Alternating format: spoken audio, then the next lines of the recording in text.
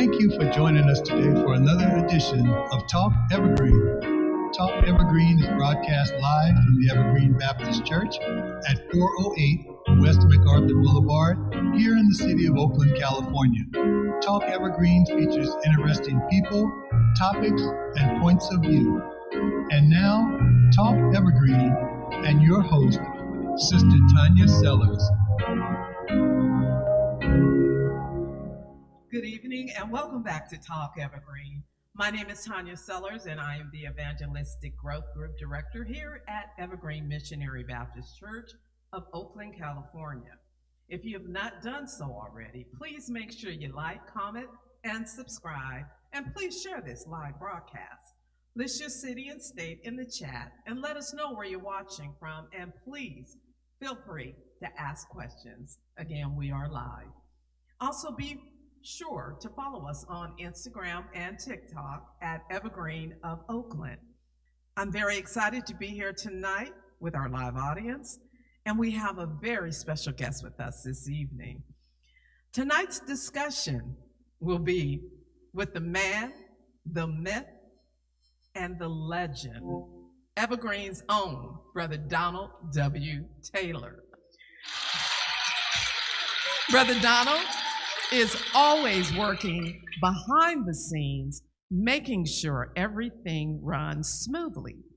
And he's always lending a hand to all of our ministries here at Evergreen Missionary Baptist Church. Tonight, we are celebrating who you are. Brother Donald Taylor, tell us a little bit about yourself. Who is Donald W. Taylor? Sometimes I ask myself that same question. I'm Donald Taylor. I love the Lord. He has done so much for me. I cannot tell it all. That's why I like singing that song. And that's one of your signature songs. Yes. So now I know it has a lot of meaning, personal meaning to you. Yes. Yeah. Tell me a little bit about the personal meaning of I Just Can't Tell It All. Well, it goes all the way back to my childhood coming up. It was not that easy. You know, I've had both parents and everything. When I got to be like 18 years old, I was kind of at a standstill in my life because I didn't know which way I wanted to go. And some friends of mine said, well, you know, we're going into service, so you should come with us. And I said, no, I'm not going into service.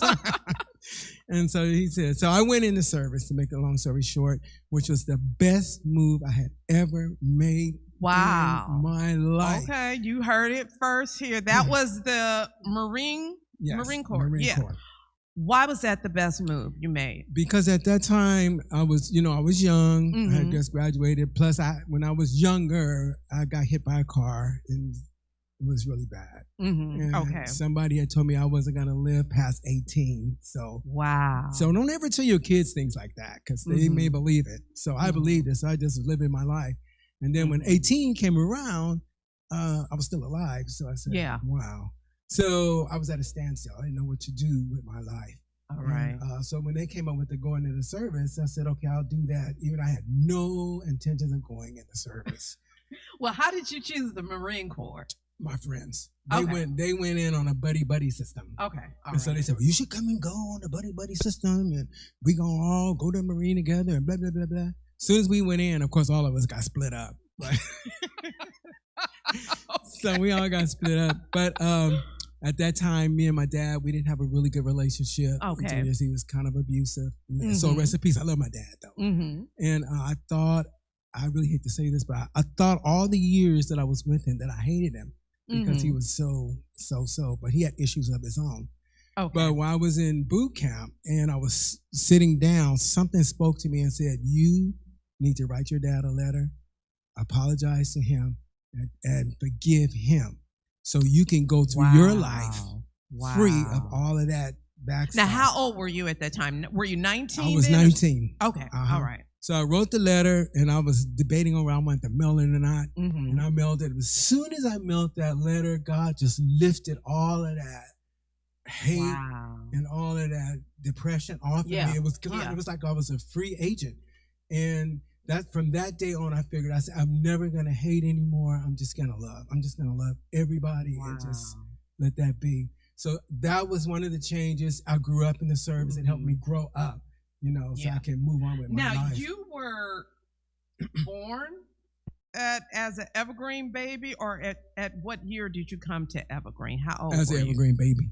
Oh, an Evergreen baby. Yeah, okay. My mom and dad, they were in the choir. My auntie, she was. I remember your aunts. Yeah, I know your cousins. Yes, they were all in the choir. We all grew up in Evergreen. Okay, and at what age, Donald, did you know that you had this gift for music?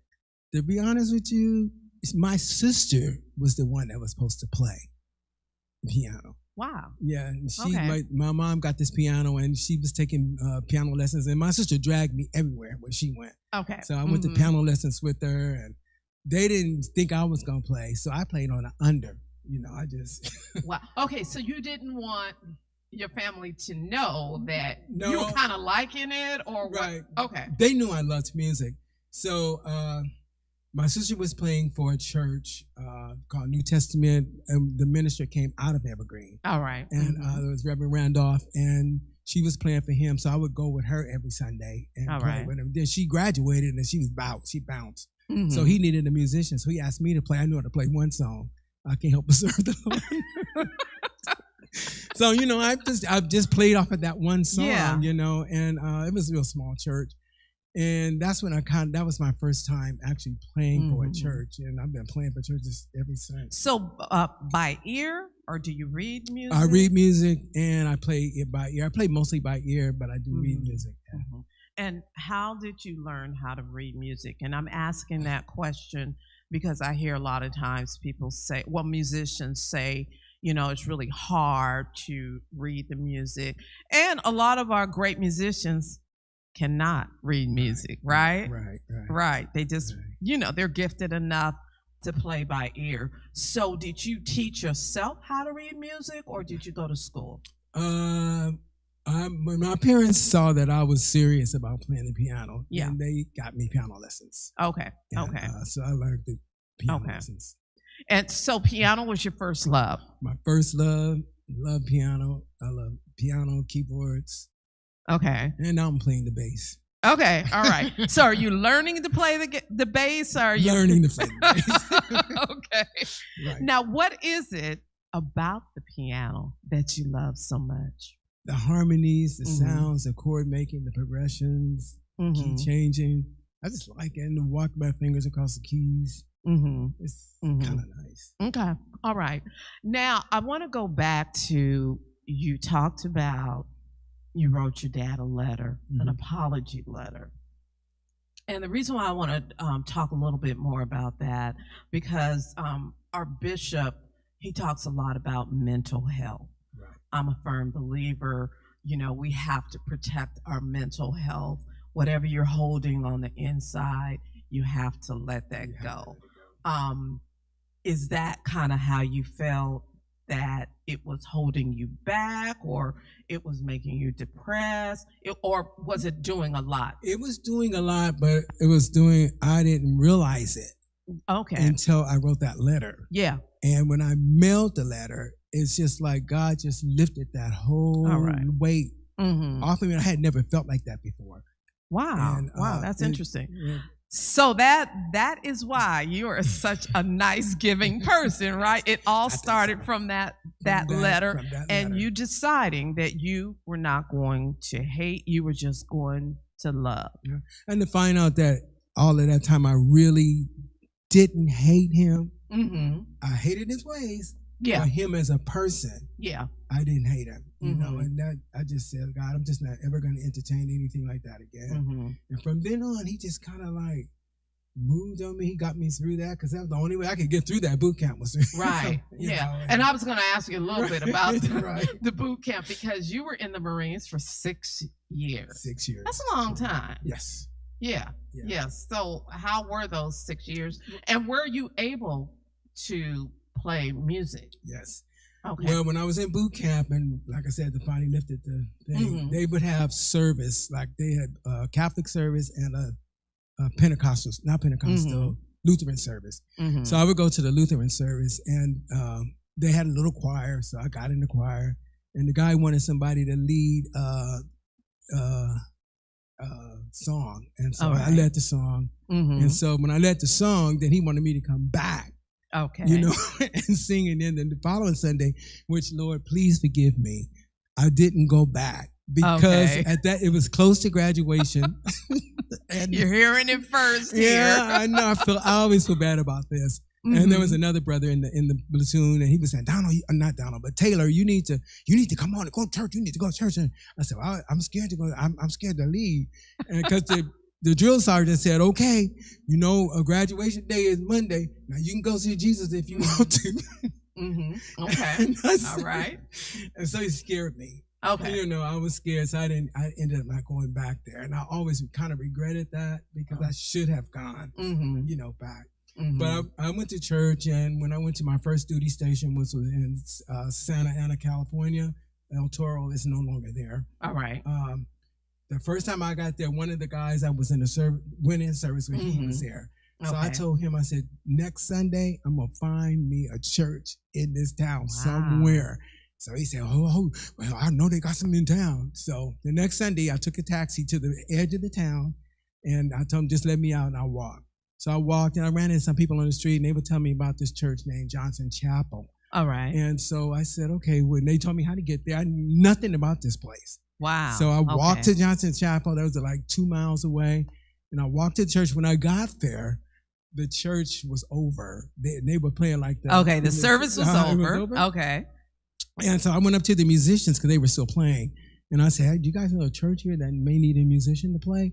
So the girl that was on the piano, she said, oh, First Mission needs a piano player. The guy says, wow. She says, don't send that boy over to First Mission. So she said, no, he may do well over there. So they showed me how to get there. So I walked over to First Mission. Okay.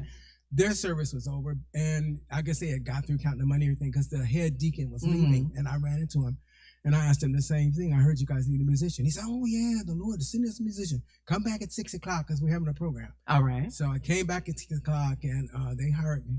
So I played for them. They hired you right then. Right there. Now that is a blessing. Yeah. Being at the right place at the right time. Yeah, that's nothing but God. Right. Let me ask you about, you traveled to Japan. Yes. Was that during the time you were in the Marine Corps? Yes. Yeah. Okay. How did you end up in Japan? Well, it was in the Marine Corps, like you said, I did 6 years. I did 4 years active and 2 years inactive. Because if you did 4 years active, if you did your 2 years inactive, you didn't have to come back. You just live your life, you know. And so that was my last of the 4 years I went over there. And I was extremely depressed, because I didn't want to go. And, anyway, God, that's where I met Jesus. Okay. I mean, I've always served him and been in service and stuff. But when people say they had like that personal relationship, I had that. It was just me and him. And he was just opening doors for me and just doing all kind of things for me over there that I wasn't expecting. And then I was in Iwakuni for 6 months. And then I went to Okinawa. Okinawa had 3 African-American churches. Okay. And so I said, well, let me go find one of these churches. So I went down, and one church was right at the bottom of the hill of my base. So I went there, and I was good, you know, rocking and stuff. So I went up to the musician after the service, and I said, wow. I said, I heard you guys got the 2 churches here. They need a musician. The guy said, oh, man, I can't believe this. You're a musician? I'm leaving in 2 weeks. Wow. Again. Here we go again. Okay. So I ended up playing for Unity Baptist Church, you know, the rest of the 6 months that I was there. And it was a blessing. It was a blessing. That's what I said. God So it sounds like, Donald, from a very young age, you were always a risk taker. I think so. I think so. You were not afraid to open the doors for yourself, but God is telling you what doors to open. Correct. Yeah. So you were not afraid to do so. So that's a beautiful thing. Now, Donald, most members here at Evergreen, we know Donald as the retired manager at DMV. You were with DMV for 31 years. Yes. Now that is a blessing. I'm sure that job, you hear our audience clapping. Yes, we know Donald from the DMV, and I'm sure that job has taught you a lot of patience, whether or not you were a people person, because you could have the best personality, but dealing with the DMV, I mean, nobody likes having to go to the DMV. So they take all their frustrations out on the employees a lot of times. They do. So just tell us real quick about the DMV. DMV, because I'm a people person, I love people. So I had already worked with people because I worked for Bank of America for 10 years. So I was used to people. But like you said, DMV was a little different and a little challenging. I just treat people the way I want to be treated. Okay. You know? All right. And sometimes that works. Yeah. Sometimes that doesn't work. But it helps you to grow. And all they want to do is get what they can get and get out. And if I can help them get that, that's what I did. Okay. I did my best. Okay. And prior to the DMV, you were at Bank of America for 10 years. Yes. I didn't know that. Yes. So you're an ex-banker also. Yes. I love that job. How was that experience? That was good. When I got out of the service, I didn't really have a job, but I knew it was time for me to go. And so I got a job at this component place where you put these components together because I need to pay my car note. And I didn't want my parents to pay my car note. Okay. So I would go to work, and it was okay, but it was not for me. And I'm not gonna lie, I only had the job for 30 days. Okay. Enough to pay my rent. Rent and my car note. And the lady, she was nice. She said, "You know what, Donald?" She said, "This is not your thing." She was honest. She was honest. So they let me go. I didn't get fired because I was on probation. So then I got a job on the base. I worked 6 months on the base. And then my roommate, he says, "Oh, Bank of America is hiring." So I got dressed and went down there and I got the job. Again, God opened up those doors and you followed him and you just kicked the doors open. Yeah. Now, I want to talk a little bit about your music ministry now. When Donald gave me his bio/resume, I'm looking at it. I'm like, oh my God, I have never seen a bio that had so much information in it. You have done a lot, Donald. And that's why we're celebrating you this evening. We here at Evergreen Missionary Baptist Church, we absolutely adore Donald because of the fact, again, he said, because you love people. And we feel that love. We know that you do. And Donald will always go out of his way to help people. Let's talk a little bit about the music ministry. You have been the minister of music, correct? Yes. Okay. Music director, keyboards, piano, choir vocalist. And now, did you say you started playing the piano at 12? You did say that earlier. Yes. Yeah. So let's talk a little bit about you've worn a lot of hats within the choir. Being a member of the choir, being a soloist in the choir, and also being a director in the choir. So you're good at multitasking. Yes. So how can you do all three or four? And I've seen you do them simultaneously. So how does that work? It's just kind of like you see where the need is. And no one's stepping up, or they need someone to do it, and you just do it. And you just do it. Okay. Just like Nike says, just do it, right? Exactly. Yeah. No, that's absolutely beautiful. Is it hard for you to kind of step back because of the fact that you've done a lot? I was always told by a very good friend of mine, one of the leaders of Oakland, a good leader also has to know how to be a good follower. Exactly. And I live by that motto. And I see you. You will take the back seat sometimes, but you are also a leader because you know how to jump in and just get the ball rolling when it's necessary. So yes. we appreciate that here at Evergreen Missionary Baptist Church. What do you like more? Do you like being in the choir? Do you like being a vocalist more? Do you like directing more? Or do you like playing more? Wow. I think I like singing more because I like making harmonies and singing leads sometime. But I like singing. I like singing. That's my thing. Okay. All right. Okay. Well, we have a lot more questions that we need to ask Donald. But right now, we're going to take a quick intermission. Wow, Brother Jonell and Sister Candace, they both are going to come bless us in song. Now, this song in particular, you are going to hear harmonies with Brother Donald and with Jonell, and this is a song that you have written and produced. Am I saying that correctly? Yes. Absolutely. So please don't go anywhere, because when we come back, we will continue our conversation right here on Talk Evergreen. In the meantime, we will participate in our giving. Those of us in the sanctuary will be giving, and you too online can give as well.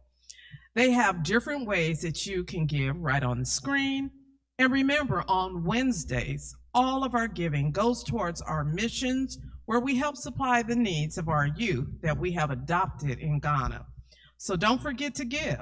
We'll be right back after the song selection.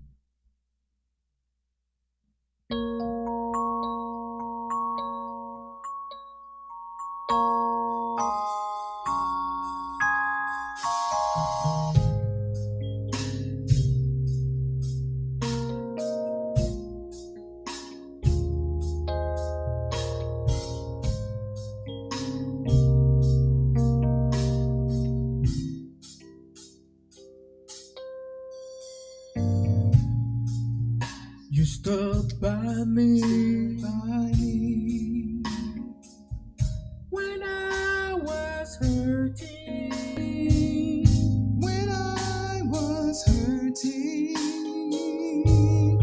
Lord, you give me laughter, yes you did.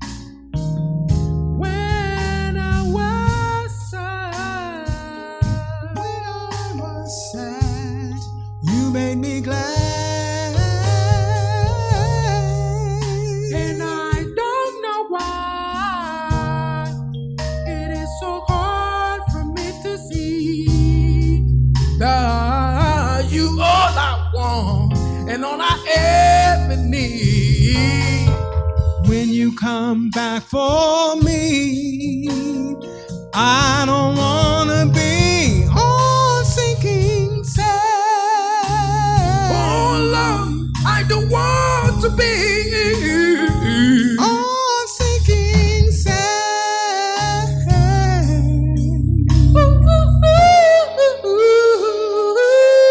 Yeah.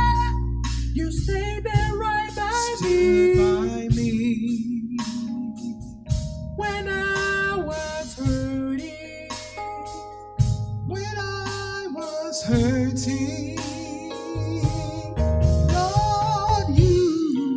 You give me laughter, yes you did. When I was sad, you made me glad.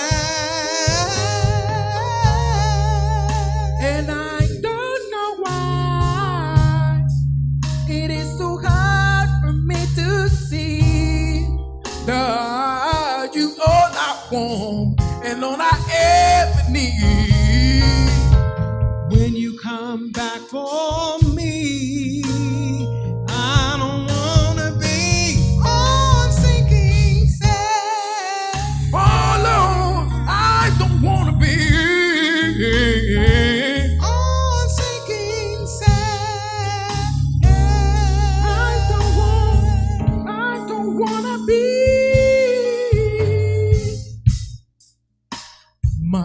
is built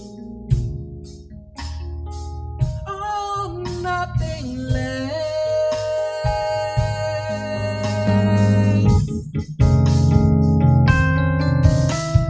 than Jesus' blood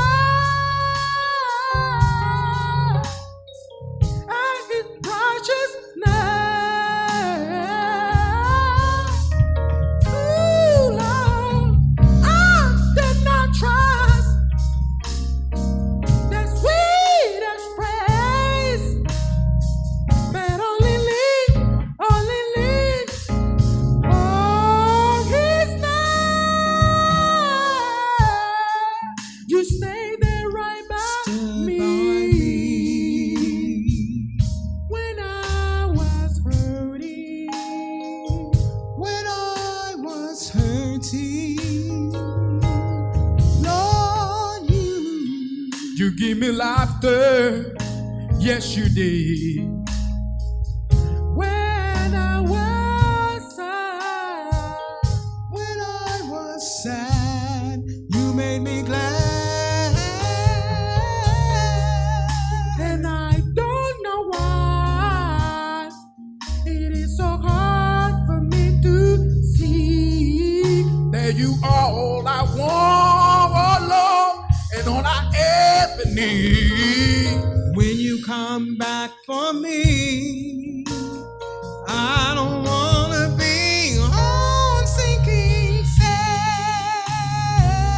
Oh, I don't wanna Lord, be. I don't wanna be on sinking sand. I don't wanna be. I don't wanna be. I don't wanna be. Oh. On sinking sand.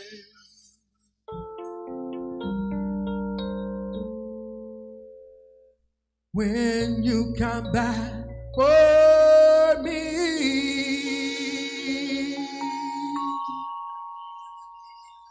I don't want to be on sinking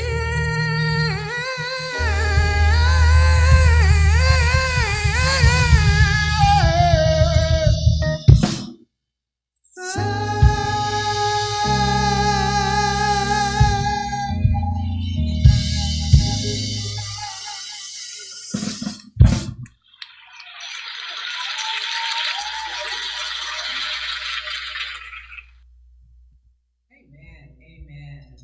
Now you all see why we entitled this The Man, the Myth, and the Legend, because Donald, you are certainly a legend. I know you don't believe it, but yeah, believe all the hype. You are. That song was absolutely wonderful. Tell us the name of the song. It's called Sinking Sand. Okay, Sinking Sand. Yes. All right. It's about when Jesus comes back for you individually or when he comes back collectively. You don't want to be sinking in your sin. You don't want to be lost and miss out on the trip to heaven, And the song, I was writing it one day in my house, and one of my friend singers was over, and he heard it, and it touched his heart, and he kind of brought it to life for me. And I just don't want to be on sinking sand, I don't want to be caught up that absolutely in makes madness. sense. When Jesus comes back, I need to be ready for that. Yeah. Now, particularly with this song, what comes first, the melody or the words of the song? I would say the melody came first. Okay. All right. Now, you have composed and written more than 75 gospel songs. Amen. Now that is a blessing. How do you know? Okay, again, I'm going to ask the melody or the words, or does it differ for each song?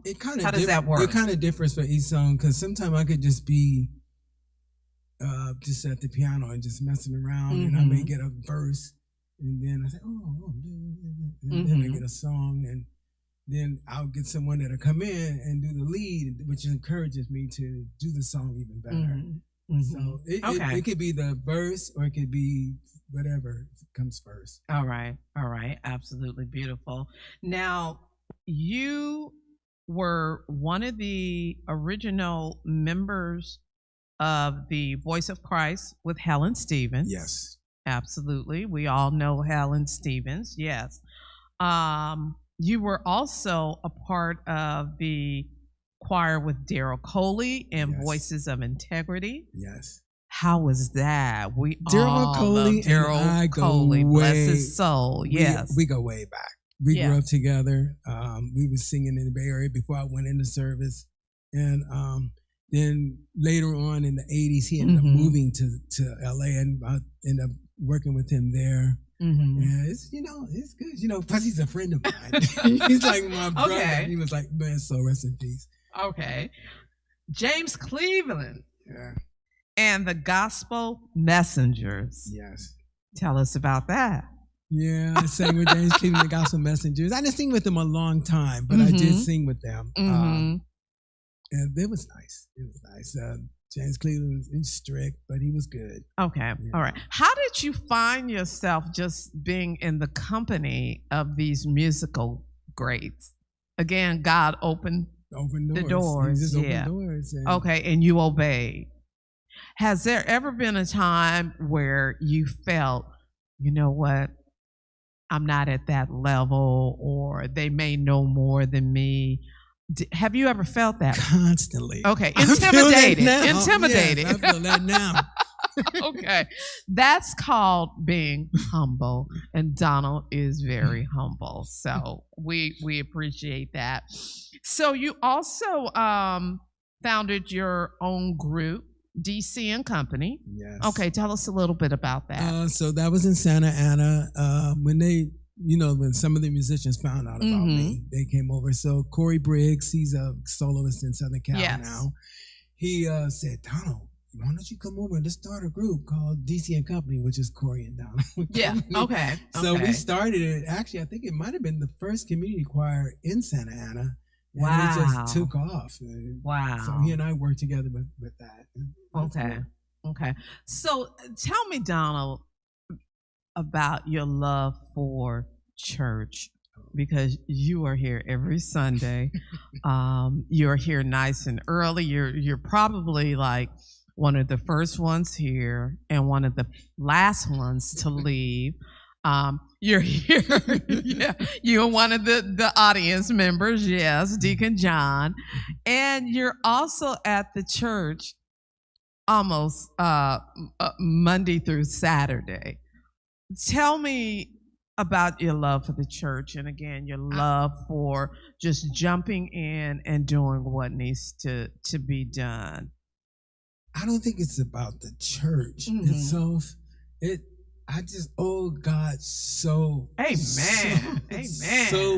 And it's like I don't know how to pay him for it. He's giving me things that I've never thought I would have. Like I told you, I thought I was going to be gone at 18. Yeah. And then he's just been bringing me. He's taken me from family, and it was just me. And then he taken me from good friends. Yeah, it's me. And then we had that personal relationship. And I just feel like I can't do enough, for him. Yeah. And if I can work in his service, I'm going to do that because I owe him that. And plus I want to go to heaven. Yeah. No, that's absolutely beautiful. Right. A lot of times people don't realize how much we owe God. Right. You think about all of the blessings.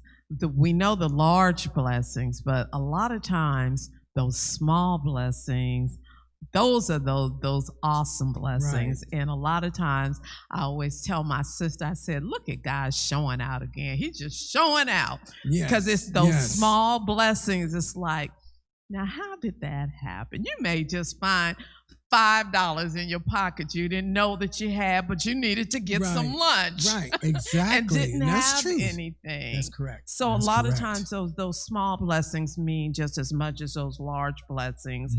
Let's talk about traveling to Africa. Now, what part of Africa? We went to the. Tell us all about it. Okay. When I was working at DMV in Yes. Napa, I met this gentleman, Francois, my buddy, and he's from Africa, and he needed to use my car, and I just met him, and because he had to do something, but he just came in. He said, "I need to use your car." Wait. So let me make sure I heard this right. Okay. You just met him, and he needed to use your car. He needed to use my car. Okay. He All needed right. to use it. I could see it in his face, and I said, "Ooh," I said, "But I don't know." And I said, "Okay, I'm going to use it, but you bring my car back." And Yeah. he said, I'll bring it back. So anyway, that opened a friendship for him and I. Okay. And then he used to sponsor, groups and stuff to go to Ivory Coast because he's from Ivory Coast. Wow. All And right. so as our friendship grew, he would say, "Hey, why don't you come to Ivory Coast?" And I said, "Africa? Nah." And so he said, "No, you should come." So you had no desire to go to Africa? No, Okay. it says he wanted me to go. Though. And I Uh-huh. said, "Okay, I'll go." So I didn't even get my passport or nothing until everything was last minute. Wow. So I got my passport. I got it in 4 days, but I had to pay, big for that. Yeah. And so I went, and he was sponsoring a concert for Jonathan Butler. And so I went over there with him to Africa, and Jonathan Butler, he was doing all these different, venues there. And so we were with him, and I got to sing background a couple of times with him, Wow. which was nice. Okay, And background for Jonathan Butler. Yeah. Okay, all right. And that's how I ended up going to Africa the first time. Yeah, And then the second time, East Bay Anointed Voices with Dr. Rochelle Art. all right. Yeah. We went over. Product of Evergreen. The Yeah. Product of Evergreen. Yeah, Mhm. my sister, she started that group. Yeah, thank God, because it's been a blessing. So we went to Africa also Wow. and sang. So how was that experience being in Africa, being in the It's motherland? Motherland. That's Yeah. what it is. It is the motherland. It was great. Uh-huh. It was great. Do you get a different feeling? It's a very different feeling. Okay. Mhm. How can you describe that? It's a feeling. Okay, you see the things on TV. Yeah. The African. Mhm. That's there too, but it's I don't know how to explain it. It's just a feeling. It's just that a feeling you you get. a feeling really of nice. home, A feeling of home. heritage, all of that. Yeah. Yeah, everybody was nice. And Mhm. it was just good. I had a good time. Okay. All right. Well, very good. Okay. Where are some other countries that you would like to visit that you haven't had a chance to visit yet? I would love to go to Jerusalem. Oh, okay. Yeah, I would love to go there. And, I want to go to Rome. My family and I were supposed to go to Rome in some next summer. Mhm. There, those are probably the only two places I really want to kind of go see. Okay. So, talk to us a little bit about what is next for Donald W. Taylor, the man, the myth, the legend. I know God has so much more planned for you. What are some things that you're working on? Give us the scoop. Paying my bills? No. Paying your bills, okay. Yeah. We all need to do that. Absolutely. I just want to do whenever he opens up in front of me, I will do that. Yeah. I love the fact, Donald, of how we have our young adult ministry, YAM, where Donald, again, you've jumped in and you are now their dedicated choir director, right? Yeah. You direct them on Sundays on the third Sunday. Yes, absolutely. So was that another need that you saw and you knew that you could fulfill? Or tell us a little bit about that.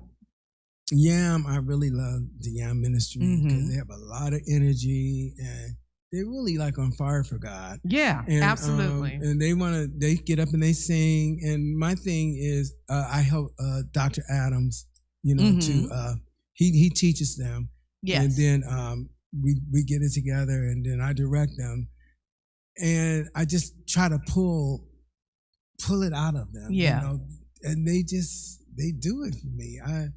I love directing them. Yeah. Okay. And we certainly love seeing you direct YAM, our young adult ministry, and we can see the joy in their faces. So we absolutely love that. So Donald, we're gonna let you go right now, but I'm telling you, this man has so much on his bio that we can just continue this conversation. But more importantly, I think our discussion tonight will help a lot of people, those, especially young Black men, who may not know at a young age what their destiny is, what they need to do next. And it's all right. That's all right. Right. You chose the military. And again, you said that was the best thing that you could have done. Right. I bet it helped you grow up. Oh yeah, it helped you mature. Yes, it did. Yeah. It helped me grow up. It gave me direction. But actually, it was Christ that gave me the direction. But it I don't know. It humbled me. It slowed me down. It let me know, make wiser decisions, how to follow directions. Yeah. And it's got me through. Oh, okay. Yeah. All right. Well, that is so important for our young Black men that it's all right not to know what the next step is at 18. That's such a scary age because you know what the expectations are, but you don't know. Should I go to college? Should I go to trade school? What am I going to do? I got to find a job.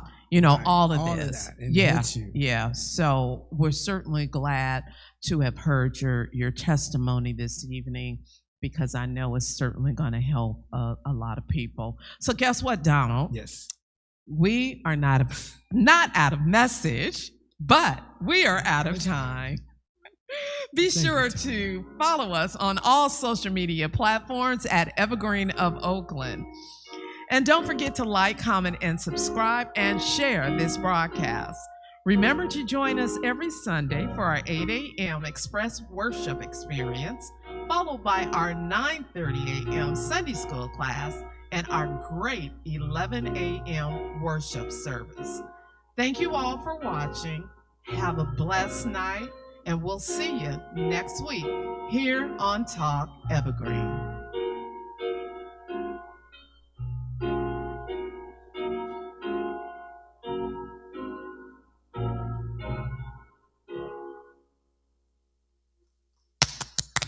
Oh.